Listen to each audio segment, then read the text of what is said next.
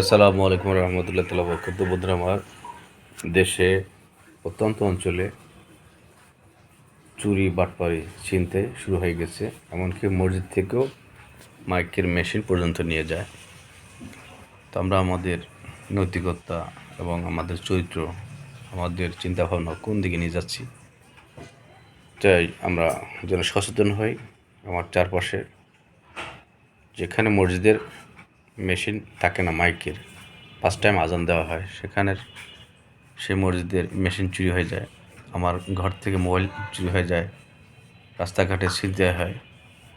এটা একটা অন্যরকম একটা পরিবেশ বা অন্যরকম একটা সময় আমরা অতিবাহিত করছি, যেটা কখনো আমরা কল্পনা করি নাই।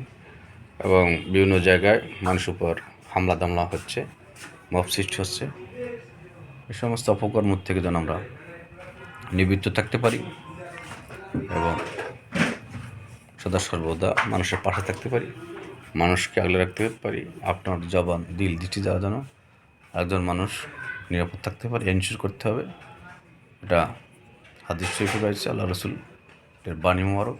আপনার জবান, আপনার হাত, পা দ্বারা যেন একটি মানুষ নিরাপদ থাকতে পারে।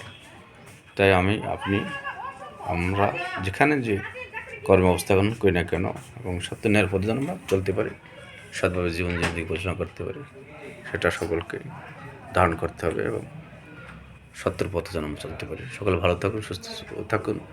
ভালো যদি মনে হয় লাইক, শেয়ার, ফলো দিয়ে সাবস্ক্রাইব করে পাশে থাকুন, পাশে রাখুন। ধন্যবাদ।